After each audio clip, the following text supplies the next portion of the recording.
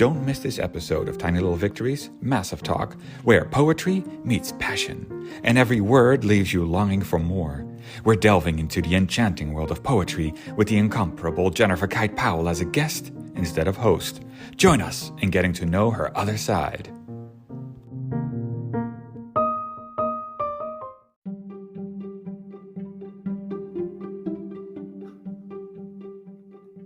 Hey folks, it's Jennifer Kite Powell, your host of Tiny Little Victories and Massive Talk, and I thought I would sneak in here before this episode starts, where Nose took over the entire episode, and just talk a little bit about poetry. First of all, Americans aged 18 to 34 are the only group that reads poetry over the national average. It says here, 17.5% of people aged 18 to 24 read poetry at least once a year. Once a year? Come on, those are terrible statistics. And 12.3% of people 25 to 34 doing the same. But only 9.9% of people between 45 and 54 read poetry books at least once a year. Honestly, I don't believe this is true, because a lot of people I talk to read poetry more than one time a year. So I don't think that's true. Now, one more thing I'm going to add before Nose jumps in here and takes over the podcast is the most popular poet to date is Rumi.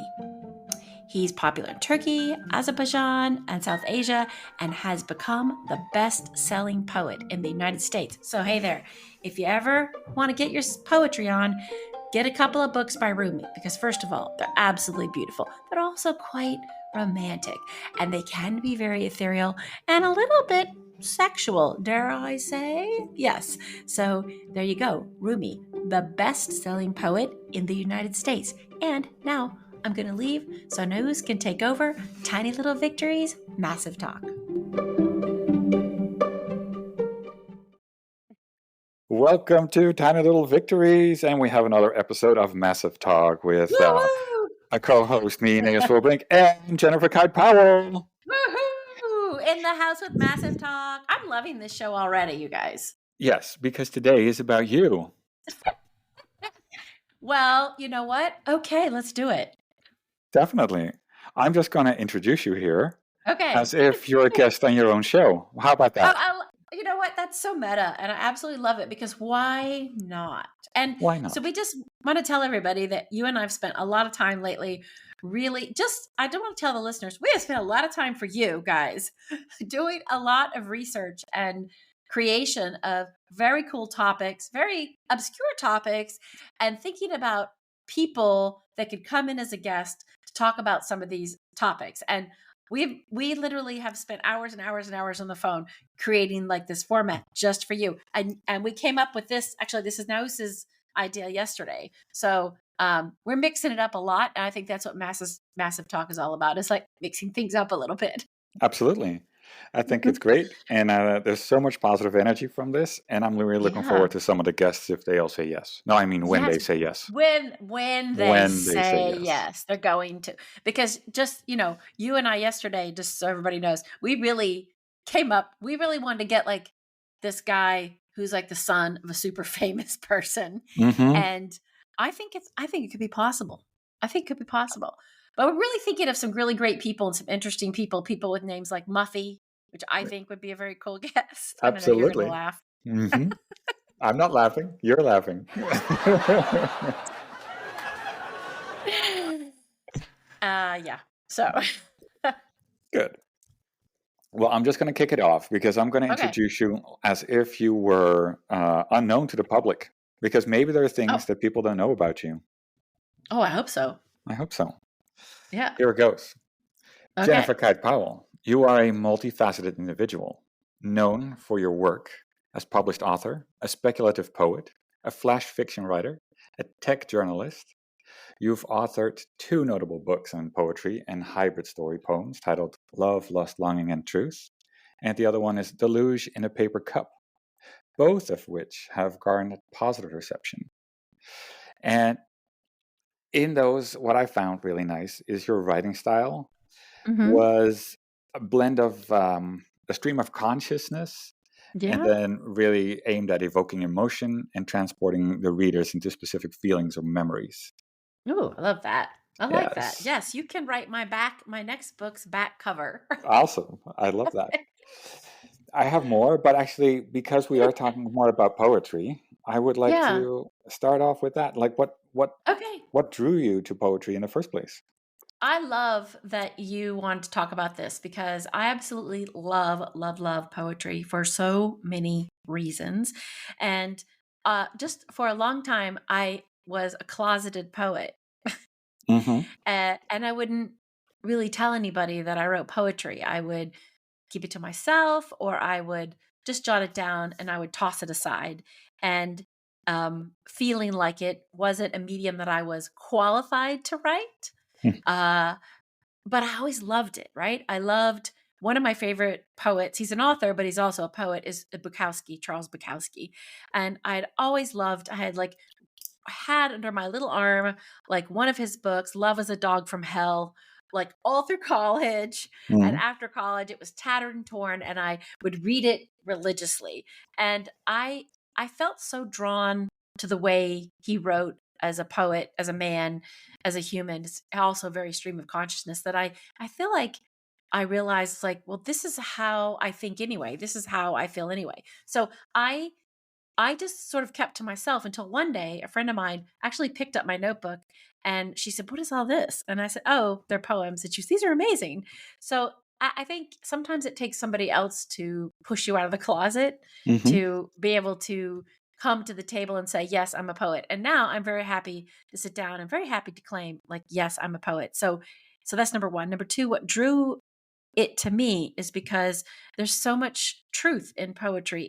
They're stories, they're tiny stories. They're little tales of how somebody felt or what somebody saw or the feeling of equating your movements or your emotions to nature or to I love as you know, I write about technology as well, and Mm-hmm. I love turning the body into um, a vessel for a poem, because you think about our respiratory system and how our lungs work, and then when you meet somebody for the first time, you cannot control your body, right? Like, Mm-hmm. you can't breathe, your stomach's turning over, it's like 1,001 butterflies or in your tummy.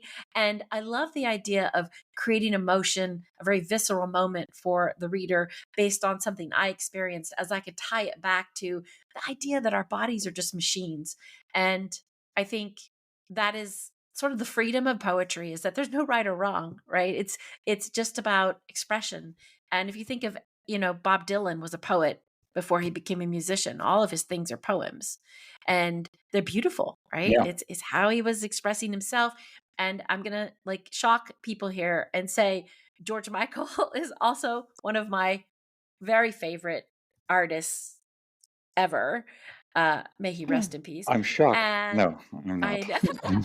and and you know what I love about him is that his very early works, like when it was before Wham even jumped the pond and came over here, because we didn't know about them. But if you really read some of his lyrics from the Wham rap, the original Wham rap, it was written by them at a time, a very tumultuous time in the UK, when all these youths were unemployed and they were mad at the government, and he was one of those, on the dole, as they say. And you Mm-hmm. listen to Wham rap now and you can hear him talking about the man, and keeping you down, but we don't care because we're going to do what we want. Like, it's like a ballad, it's a poem, a testament to like how they were feeling at the time. And I think poetry does sort of mark an epoch. It marks a time. It marks, a genre in a way. It's like if you read any Rilke, he'll describe somebody at the end of the light of the beautiful field at the end of the train tracks as her turning around her incandescent light in her umbrella and walking away, right? Because Mm-hmm. what he's Mm-hmm. saying is that I can't have her.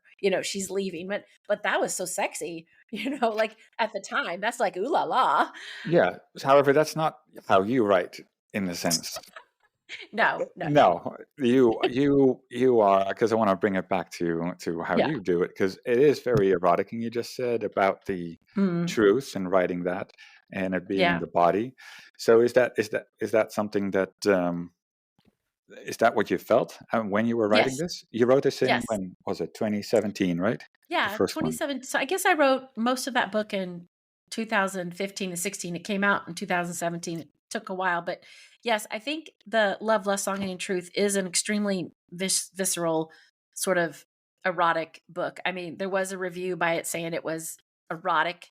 And the only time got too close to the line was in a specific poem that I had written.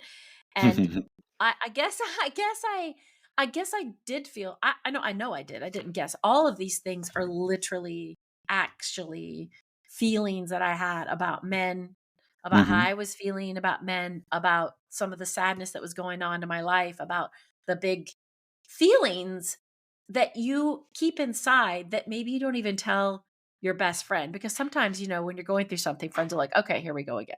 Yeah. But actually, when this book came out and I did the reading in New York, I had so many men actually come up to me Hmm. and say, "Oh my God, that's how I feel. I feel that way." And Wow. and it was beautiful because if to me a man can say, "I'm feeling that way," but I could never admit it. I feel like that my words either went into somebody's, body and soul, and they were able to feel like they weren't alone in a way. And I don't think we are that separated. There's a thin veil between our emotions and being in love and losing somebody and Hmm. like feeling bad about what you did with somebody, or, a carnal twist in a gin soaked hotel room in Paris. And I think the smell of cigarettes from ashtrays, like these were very visceral moments for me, Yeah. but I can't imagine I was the only person that ever had them. No, I don't think so. I think it's the recognition of people that that brings it to life. That's what I was wondering, because you didn't write them to be published, did you? You wrote them because No, Peter Jackson started off saying like the most honest form of filmmaking is to make a film for yourself. He says absolutely. I if you love start that. making it for others, then you get all the junk you get now in the cinemas. But if people go back That's to the so true. form of art for themselves, you would get something Yeah, way more valuable. I Yeah, but love that. go ahead. The question that I wanted to ask in that is like, Mhm. is it the first album? I want to say the first book. You probably wrote these to cope with things, if that's fair to say. Absolutely. 100%. Absolutely way of processing what was happening to you, a way to vent, Hmm. a way to be angry at a situation that I was actually going through. I had finished a divorce at that time, but at the same time, I was madly in love with somebody at the same time. Hmm. And so I think there was a lot of emotions there. I think, I, there's a lot of passion in this book, I think, for myself and what I was going through. So I I think love that. there's, The passion for yourself. That's great. yeah, Yes. yeah. And I don't know if sometimes we forget about that, to have passion for ourselves, right? Oh, today the word they use is grace. But come on, like, let's have some passion for who we are as a person. And, there was a moment where I remember I was sitting in LA, I was on the beach, and I was staring out at the water, and I had just come off this big, like, work thing. And I Hmm. think I'd had a meeting with somebody about this book that did not go well. And I was just sitting there looking, and I was thinking about food. And I was thinking about like Cheese Whiz. Do you know Mm. this? It's like this really awful thing we have in America where it's in a can and you press down a plastic button and gooey cheese comes out. Oh, It's I heard absolutely about this. terrible. Has nothing to do with cheese. No, it's No, it's foul. absolutely horrible. But you And at the loved it. same, yeah, I loved it. But at the same time, I was always thinking about holy wafers. So I'm not a religious person at all, but I have been in a church, and they're these really thin, like, I don't know what they're made of, like rice paper Sure. crackers, really thin. Anyway, you go into church, and then somebody does something, a guy says something, and then you're supposed to like eat the body of Christ, which is Hmm. this wafer. And for some reason, I was sitting there on the beach, and I was really hungry, and I was like, "What if you put holy wafers and cheese whiz together? Like, what would that be like?" So I wrote this poem called "Holy Wafers and Cheese Whiz" that ended up in the book, and it was one of the poems that I read at the book opening signing.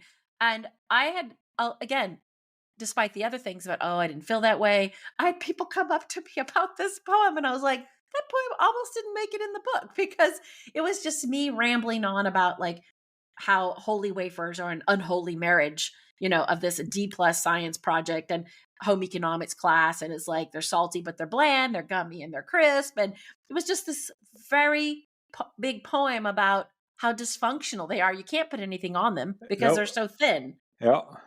If that was the body of Christ, I don't think that's a very good body. Right. I can read it if you want. It's actually a very funny poem. It's Yes. really funny. Can I Yes. read it really quickly? Okay. Absolutely. It's page 86 of the first book, Love, Lust, Longing, and Truth. I don't know how I got to this, but it is now one of my favorite poems. Holy wafers and cheese whiz. I'm pretty sure the body of Christ should taste better than a holy wafer. Holy wafers are unholy marriage of a D+ science project meets home economic class under the bleachers on a Friday night. It's very American. Salty yet bland, gummy yet crisp. It's a stupendously dysfunctional wafer. It can't even sustain any pressure from a topping except Cheese Whiz. It sticks to the roof of your mouth, which reminds you of Captain Crunch cereal, which also sticks to the roof of your mouth, but hurts more. It doesn't even go with red wine. A white would be better. At least it's gluten-free. I love it. I love it. So, I mean, that's a stream of consciousness poem, but it popped into my head. And like you said, I hadn't planned on these, but as they came out and people began helping me editing them and reorganizing them, I was like, where the hell does that poem go? Like what Yeah. section of the So book? Truth. I want to ask you about that. So is there a difference between the poems you wrote for yourself and the poems Mm, you wrote later knowing there would be a book? no, I No. don't think I ever wrote them thinking there would be a book. I always wrote them for myself. I Yeah. do think there's a tonal difference between the first book and the second book. They're a little bit longer. They're more, short story poems. I think maybe that developed with time, but I never write for the public. I never No. write for anybody but myself. Yeah. What is because the second book was also in the pandemic already, right? Yes, it was. Yes, it's actually a chat book. I had wanted to do a chat book. Everybody was doing a chat book. It's just a chat book is a very old Victorian, thing where people would write. Actually, a lot of the famous writers who couldn't get book deals at the time, D.H. Lawrence, a whole bunch of other people would write these little chat books and then they would send them off to their agent or publisher as a taste of what could be. And hey, if it didn't get published, you could sell it for like 10 cents, right? Yeah. Yeah. So they're really short, like 12 to 15 um, poems that this was written, was supposed to come out. And then the pandemic came and ended up doing anything with it publicly, which was a disappointment. Mm. But I actually really love the poems in this book. There's only 15 of them, and some of them are quite long. So I call them very short, like very flash fast Shorts. fiction stories. Yeah, short Yes. stories. Yeah. Yeah. Is there a different theme? The first It one feel being yeah. more bodily, and the second one. I think the second one is still pretty bodily. I mean, Hmm. I think that they are very representative of a journey or searching that I've been on, this quest about, understanding who you are and then who the people are in your life and then having their presence in your life, long distance or not long distance, and how that influences you. I think this book has a lot of dreams in it that have Hmm. been repurposed. There's a poem called Dreaming Like Escher in here that was Oh, about, I haven't yeah, read that one, about, but it sounds really oh, nice. it's kind of long, but thank you. I love Escher paintings. And Yes. it was really about the lust or passion that I had for somebody at the time, but we were just friends. Hmm. And so it was me as my way of sort of immortalizing this young person. Oh, wait, In love like Escher. So you get this endless yeah, loop of being friend zoned, yes, and oh my yes, God, that's awesome. Yes. yes. Oh, Mm. I love that. Yes, Yes. you got it. Yeah. And so, I think that book has a lot of that kind of like circles. Like I'm also trying to create I'm in my, I, I felt like I was in construction, under construction. Hmm. I was talking about how I don't think people like it when you change. And, is this thing plugged in? Like there's a poem, a very short, a verbal brick, I call them, which is basically just 3 or 4 lines in a poem. So there's a lot of that kind of comparison. I talked a lot about shards and people, you break a piece of glass, there's just pieces of shards. And I felt like someone that I had known was like that in their life, and they had come Hmm. into mind. I was just one of those shards. So I think, yeah, there's something in here about TikTok and just these kind of dismissed journeys that I was taking with people at the time, trying to understand everybody's behavior, Was it which other is kind. people's behavior or your behavior? Um, well, I think everything's related, right? So in a way, it was. I think a lot of it was how I didn't feel seen at the time, Right. and so I was in these relationships with people, and then I was writing about why can't they see me? Why don't they Hmm. understand who I am? But so I think it is about other people, but I think when you're trying to work through something, and I do really love, this chat book a lot because I feel like it's really raw in that it to me, it really is more exposing than the first book of who I am. I don't feel like sometimes I read it and I feel like I sound so great in this book, Mm. like I sound petty sometimes, but I feel like that's a good thing, like in sharing. And there's this book did not get the book Opening. debut yeah, Yes, that it but I needed. did a lot. Hmm. Yeah, I did a lot of stuff online with this book, and but there's a poem in here, that a long poem actually, called 18 minutes, that Hmm. is the last long short story poem in the book. And that poem was something that really spoke to somebody who liked it so much that they asked if I would think about turning that into a book or a movie. Oh. And yeah, so this poem came from a conversation with a person who had experienced a trauma in Mexico and shared his story with me. He was a photographer, and it was very painful to listen to him. You could tell he was still like extremely tore up by what happened to him. He was kidnapped by one of the cartels. He Oh. was turned loose. Yeah. And he told me this story. And as he was telling me this story, all I could see was a whole nother story. Hmm. And so 18 minutes became literally the base for one person that he told me about that he met for a split second. And she just became alive in the story. So 18 minutes became this big, like, platonic love story between this kidnapped photographer who was broken and then this young girl who saw nothing but hope in the world, right? She didn't see anything stopping her, but she was Hmm. in and that then became a bigger story, which became a treatment for a film, which somebody purchased. And now that is sitting on my desk as a screenplay that I have to write. So I No think this way. book was a journey. Yeah. That is pretty awesome. I didn't Yeah. know that about you. Here, Aha, I'm learning things. surprise. Yes. Yes. So that book was a journey for me, I think, in that, I really love it, but I didn't expect that. And I think because of um the way 18 minutes turned out in this book, it became a story. Like, I think when you read Right. it, and that's what this person who got a hold of the book read it and said, I can see this as a film. And so I'm like, really? What? But then you can see it. And it was actually quite easy to expand it from this to the treatment for the film, which is basically like a very long short story or a very short book. A Yes. treatment, I learned. I did not know. I had to learn. I was like, what is this? And that was a really great experience for me because I feel like I am a prose writer. I'm not a script writer or a screenwriter, Hmm. but I had a lot of help and people saying, just write it. Just write what you know, right? Just write it. So are we on a 3-year cycle? Is it because I think, yeah. you're doing 15, 16, producing it in Yeah. 17, then you're Yeah. writing and then Oh, you're releasing in right. 2020, You're right. and now we're at Yeah. 2023. So what's up in the Yes. next 3 years? Yeah. So there's two things. I love that you asked that. There is the book called Thrust, which has always been in my brain. Okay, Um, so trust, as in trust, or thrust, thrust, thrust, as in thrust. what an airplane does? Sure. What an There we airplane go. does. Yes.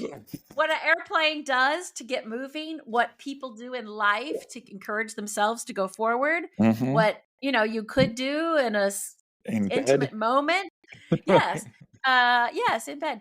I think that's one of the things I like to break down is the word lust, for example, doesn't Mhm. always have to mean sex. Like, you can No. have a lust for raising sustainable food, or, doing podcasts, or piloting a gigantic commercial jet in the Hmm. air. And I don't, lust is less can be so many things. And so Thrust is also many things. And Thrust is a book that has been in the back of my mind for a long time. And it wasn't until I had the confidence from the first book and then the chat book, which had to Mm-hmm. definitely get out, that I began to see the purpose of Thrust. And it formed for me on this teeny tiny island off the coast of Senegal and Portugal, called Saul Island. And it was this windswept pancake of a place. You And went there as a writer's retreat, or did I you? went there with Adobe Mm. to moderate some of their executive creative sessions. It Mm-hmm. was a shit show. I mean, I'll just say that. It was, You can say it. You can say it. yeah, I can say whatever I want. Yes. And it was a really bad experience in terms of that, but I was so taken in by the island and absconded in a way by the absolute beauty of this barren island in the middle of these other islands that were very lush, and found myself in a riad with a bunch of surfers from all over the world run by a crazy Italian couple. And you could sit down, and if the wind would come in, it'd be this wind coming down, you'd have like these rotten bananas for breakfast. And No. everybody else was staying in these really posh places in the touristy part of this little rickety island. And I was literally in the ghetto of this Mm. island, like where real people lived. I should not say ghetto. I'm going to have to beep that out. But it was where real people lived. And So you were in a part of the island. What part of the island were you in? God, I can't even remember the name of this place. I'll have to look that up and add that back in. But it was like 20, 30 miles from the airport. It was a little Mm-hmm. town there. And on one side of the island was like the Hilton and the Hyatt. I think that's it. Yeah. Hilton and Hyatt. And then this other part of the town was where regular people lived. Mm-hmm. And that was, everyone said, oh, you can't stay there. You can't stay there because it's going to be bad for you. You're going to be kidnapped. You Where don't were eat going out to of take the, you off the island? yeah, where are we going to go? There's like one flight in and out like 3 times a day. Yeah. And I think what happened was that sitting in this dusty riad, I realized that I was here for a reason. And I was here, not, okay, the Adobe thing, whatever, that didn't go great. Mm-hmm. But I allowed myself to just let go. And I noticed that everybody sort of around in the neighborhood, even the surfers, and they would get in little cars in the morning and go off to this part of the island where there's all the windsurfing, which I also ended up doing to watch. But I noticed that everybody locally kind of went barefoot. And I was like, Yeah. I'm going to do it too. So I went barefoot. I just regular shorts and a dumb old t-shirt. And I speak enough French, and there are a lot of people there speak French. And I found people so welcoming. They're like, come, like putting their arm around me, come in and eat. Well, the one thing everyone says, don't eat the food, Mm-hmm. only eat at a hotel. And I was like, no, I'm going to eat here. And had these great conversations with people. They would have all they eat, like fresh chicken and then like boiled vegetables. They had the vegetables brought in from another island or from Portugal. Mm-hmm. And I began to feel it. And so there were these mines there that were salt. They used to mine salt. That's why it's called Saul Island, SAL.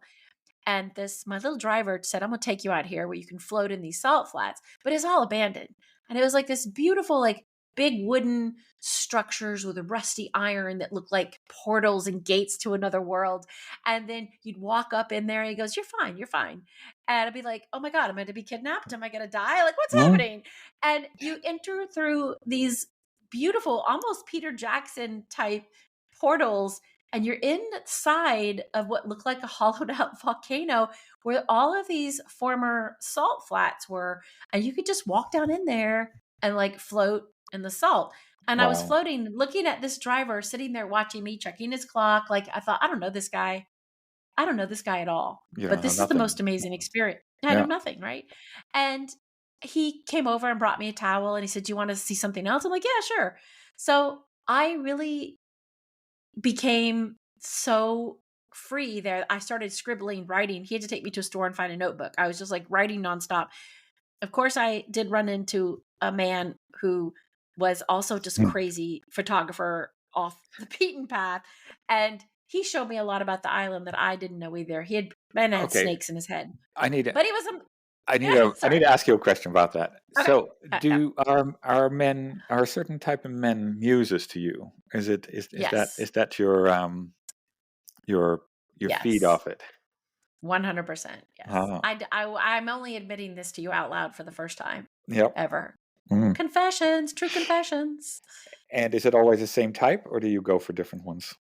They're always a little bit like not on the regular path. So I Hmm. guess there's that there's that about them. There's something a little bit they're on their own path, I think.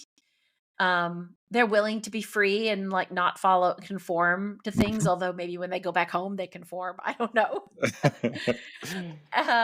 Yeah. Because you have Yeah. that side back and forth as well. Because I mean, Yeah. what I haven't said is how you are a big name in tech journalism, senior editor for Forbes. You write about technology and science and impact on culture and environment and all that. I'm an And anomaly. at the same time, yeah, you have this. Oh yeah, and the whole AI VR element that you Yeah. have. Yeah. And at the same time, and which is very conformist and very, it has to be this way, and it's a white man's world in a way still. Yeah. And then Yeah. on this end of the spectrum, you have this bolstering. I don't know what's the right word. I'm not. That's good. I think that's a good word. Hmm. Well, it's very different, right? Like that's what I talk about out of the closet. Like, can I be that person and can I be this person? Can I be this woman that needs a male muse and like finds herself walking barefoot on a tiny pancake island, and then meeting somebody that's so willing to like dance with like an Indonesian scarf in the wind, Right. and like who is that person? So I think it's a struggle. It used to be. I don't feel like it is now. So I would sort of keep that under wraps. Yes. Do you know what I mean? Because you don't want people to think, "Who is this wanton writer out there?" Uh, Yeah. yes. But you have the same thing then, and I'm just making this connection between your time in Yeah. France, which is very Yeah. French, and now Yes. you're in Texas, which is very Ugh, Texan. Texan. And they are not Totally. necessarily the same thing. No, thank you for bringing that up. Yes. Hmm. Oh, Uh, that's struggle. Is it? Yeah. Is that something? So no muses in Texas? No, I have zero muses in Texas, which is a real problem for me, Hmm. except that because um yeah, yes, I have no muses. So I think maybe possibly why there might have been a gap. And I think there's a lot of work on Substack and Medium that just sort of like popcorned out of me, when I felt, okay, I got to channel something, right? I got Hmm. to close my eyes. And I always picture myself in some sort of house of mirth, type, laying on a velvet sofa with her hand over her head, with her gown around her feet, like smoking a really long cigarette or something sort of tragic in the Yes. perfect sense of the word, tragic, to evoke like those feelings of like lust and passion and sort of the headiness of being lost in Europe and floating around in Rotterdam and smelling the briny harbor and falling in love with a man who, smells like cigarette smoke and terre de Hermes. It's like, Hmm. no, that definitely doesn't happen in Texas. And that concerns me, but there's nothing I can do except go back and relive those moments to bring that muse back, which is exactly what I've been doing, which Hmm. is exactly why I think the new work is so good. And the new work is, you post this. Now people can just go online and read it. Yeah. Yeah, You've and got a I Substack. We'll put the links in the yeah. description and Okay. everything. Yeah. Yes, right? Okay. And Yes. Medium. Yeah, Yes. totally. Okay. Cool. Yeah, totally medium. And one of the things that I wanted to say was thank you because you would say, "Oh my God, you're finally on Substack." I'm like, "Yeah, I've been lurking there for a while." Yeah. Hmm. Um, Yeah. because For some reason, I like that poetry, better. you never Substack. I don't know why. Oh, I love can we just Yes, I love Yeah. Substack. It's a completely different group of Yes. readers on Substack than that are on Medium. Hmm. Completely. And I absolutely love that because I really enjoy Substack. My readers are better, the claps are better, people comment more. Or on Medium, like, okay, nice job. It's Yeah. like, Yeah. oh, they probably want a business piece. But I love Substack and my column, my place where I'm putting some of the new work, not all the new work, is called "And Other Stories," Hmm. and I love the response that I get on Substack, and it's so Yeah. liberating, actually. So, yeah, That seems that way. So I would like you to read one of your newer poems. But before okay, we do that, Um, Hmm? is there anything else that I've missed, or something that is God, dying for you no. to say? Something that you still feel you need You're to? so No, you've asked such great questions. And I think the last time I was interviewed about poetry was by another Dutchman Hmm. in at Schiphol, at a hotel next to Schiphol. And we had like, an hour and a half. It was for his podcast. It's Hmm. called Dim. And it was, he was like, poetry, why? But I think I love it that two Dutchmen have interviewed me about poetry. Poetry. Hmm. Oh, is there a Interesting. theme? I don't know. I may have to Oh, write a poem about that. oh, No, cool. I think, you know what? I love that you asked about it. I love that you want to know about it because I really do believe that poetry can touch people. And I don't write like Rilke. I don't write like super romantic poets. That's true. My idol is Bukowski for sure, and a collection of other smaller poets that have, like one or two books out. But I do think that when you read it and people listen, they're like, that's a poem. Yeah, you know yeah. and I love that. And I was at physical therapy the other day, and I was talking about how I had lost somebody close to me, and I had written this poem, and this older woman that was in there had lost her husband a few years ago, and she's Mm. always saying, are you lonely? Do you feel like you're lonely? I go, no, I'm not lonely. She's, I feel so lonely. And I said, don't be lonely, let me read you something. Oh. So I stopped and read her um, this poem that I had written in sort of remembrance of this person that is now passed that I loved. And she stopped. And then her therapist came over and stopped. And then two other patients stopped. And then my therapist, who's like a jock, he Hmm. stopped. And I read it, and she had these little tears in her eyes. And she reached out and she said, I can feel everything and smell everything. And her therapist said, oh, that's poetry. And I was like, yeah, guys, that's poetry. Yeah, And it was such an unlikely place, physical therapy room with people stopping their little lifts and stuff to I think listen. that I is thought that was exactly. I think that's exactly where your poems come to shine, because it's a stream of thank you. consciousness. It is that. It's Thank that you. those places that you don't. It's not a library where you do a reading. No, It no, is no, that. no. It's And I that never, harsh. never, yeah, yeah. I never loved that part, actually. That was always stressful. Somebody asked me here to come in and do a reading here in Dallas. And I said, okay, I don't feel like my poems should be read out loud. They were like, what? Everybody does it. And I said, yeah, but I don't want to do it. Like, I feel like if I pick this up, like some of these are kind of long. If I look at these poems, I feel like that I'm People need to read forcing. it in their own pace. They need to Yes, in their stop. own mood, Yes. whatever's striking them at the time, because that's what I don't think we do as humans. Like, let's just stop and take a breath before the plunge and think like, where's your mood? How do you feel? And I think if people, plus also people hate my voice. That's part of the problem with having other people read their poems out loud. You're like, ooh, I don't want to hear that. It's the first I, time I ever heard Dharma Bum read by, I can't remember who the reader was. It's like, no, that's not how he sounds. oh my God. I Yeah. think your voice is great, and you have a Oh, thank podcast, you. and it should be known. Thank you. Yes. Yeah, it's true. Yes. So I was looking at pointy things, but you also Okay. made me curious on the other poem. I don't know if you want to either Hmm. read pointy things, or if you want to take I a would love moment. to. You said you like pointy I things, and I do. would love to read it. Okay. It I does speak don't to know. me. Why do you like pointy things? I Before I read it.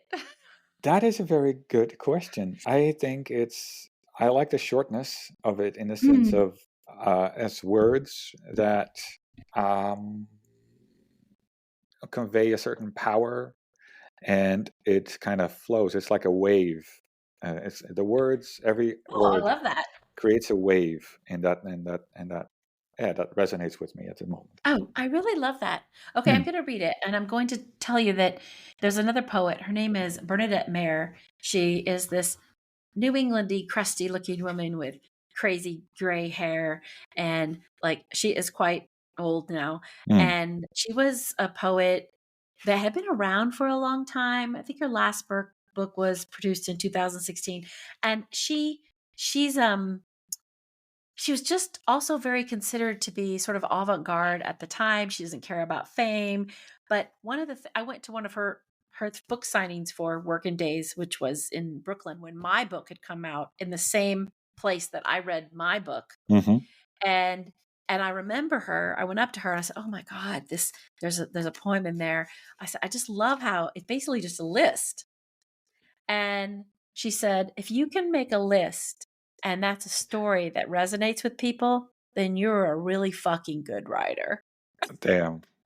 That's She's good. also yeah, no, she was great. I really admire her. And anyway, she I love reading her things, and I have a book here that's dog-eared and half chewed and torn up because I just love her stuff. But yeah, this is Pointy Things. Pointy Things. Boba tea straws, gladiola ends, canine teeth, red vines, neighbors who don't stop and talk to you as they walk past you on the sidewalk, tongues. Maybe those are forked. Dating apps, the soul of Elon Musk, the shard, the news, the climate, war, love, lust, nostalgia, pain, joy, recklessness, solitude, icicles, obviously. The exoskeleton of that cicada on my mailbox, Spock, truth, vagaries, this poem. Yeah. This is exactly how I imagined it. Yay! Yes. Okay, then we're winning. Yes. I actually know that I think it's good when your mother calls you and says, "Wow." I will tell my mother to call me. Yeah. You tell your mother to call you and say, "Wow," because I Yeah. don't think sometimes mothers get what we do, right? No. Sometimes they're like, "Why are you doing this again? Shouldn't you just get a real job or Mhm. pilot?" I mean, Yeah. I think, I think she likes that I'm a pilot. I think that oh that yeah, that's makes a it sexy easier. job. That's a Yeah. sexy job. People Yeah. like that. You Yeah. probably have cool aviator shades, I do and actually. Yes. you may have to write a poem up there in the friendly skies. I will give it a go. I don't think Okay. I'll be a closeted poet for a while. Okay, you But closet yourself, and then we'll I'll, bring you out here on the show. exactly. I don't want to write for others. If I write, I want to write for me first. Well, yeah, I mean, it is.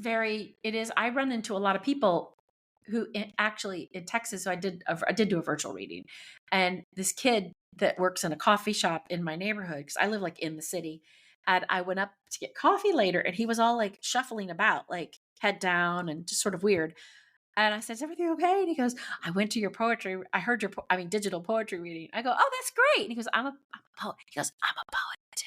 Like, he like whispered to me across the counter. I'm like, "You're what?" He said, "Yeah, I write too." I go, "Well, why don't you send me some of your stuff and I'll look at it." He goes, "No, no, no, no, no, no, no, no, no. Like, Uh, I'm not a poet. I'm not a writer." And I'm like, "Yeah, you I'm a are." poet, Like, but no one does to know it. No. exactly. No one needs to know it. But he was so, he's like, "I just don't think I could write like you. Like, you so, it hits you. It like touches you and it's so deep. And it's like, you can feel it and I can smell it." And I said, "Oh, you should send me a poem." Anyway, he did send me a few poems. They were really good. I Yeah. was like, "Whoa, dude, get that out there." Yeah. But can't make anybody do anything until they're ready.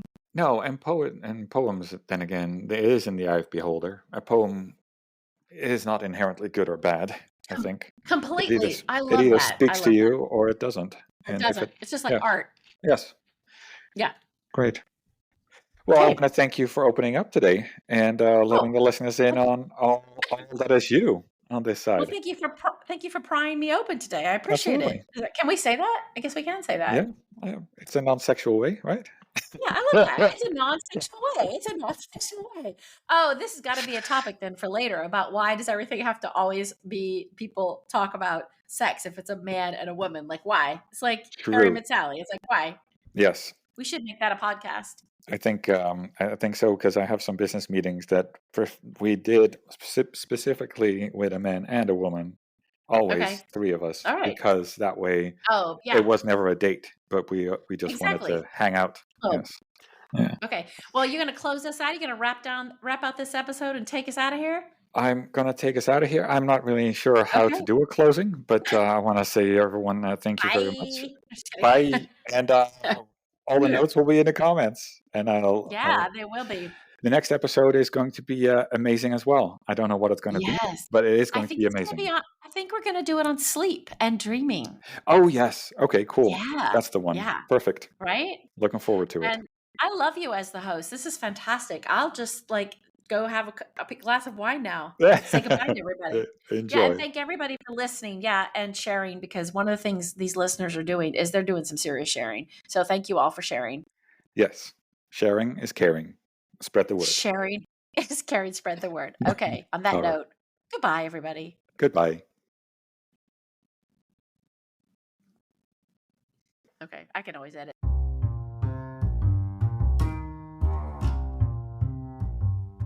Hey folks, I hope you guys enjoyed that episode of Massive Talk with Nose Wilbrink as host. He's actually very good at hosting. Love his voice. So it's a good thing because I didn't take a poll, but yeah, I think he's very good at hosting. So you're going to be hearing a lot more of him on Massive Talk as a host alongside myself as we delve into issues that we hope that you will love. In fact, just a little sneak peek, we've been working on a number of episodes where we have a topic and we have some research that we found, some of it kind of nutty, some of it very serious. And actually we're bringing in a guest that can corroborate our theories because Nose and I have a lot of feelings and theories and feelings of things. And we've decided that, gosh, if we have these thoughts, maybe other people have them too. And I always thought it's a great idea because you, as the audience of listeners, could also write in some of the things that you would like to hear us talk about. And we would get a guest to come on and explain why we think your point is valid or not valid. Anyway, I think it's pretty cool. And another cool thing is just how much you guys share this podcast. Still so eternally grateful for all the sharing. And for those of you who haven't shared, go ahead and share. What's stopping you? And for everybody else, please go on Spotify or your favorite podcast platform and like us. You could leave us a comment. You can even suggest a topic and we will read those reviews online, much like Ali Ward does on Ologies, my hero. And just leave us comments. We'd really love to know because Tiny Little Victories is about stories. And we believe that everybody has a story to tell. So we would love to hear from you about the stories you'd like to tell or the stories you'd like to hear from people, right? Well, on that note, I think this is the last episode before the end of the year. And so we wish you all a very happy winter and a very happy holiday. And we'll see you next time on Massive Talk via Tiny Little Victories.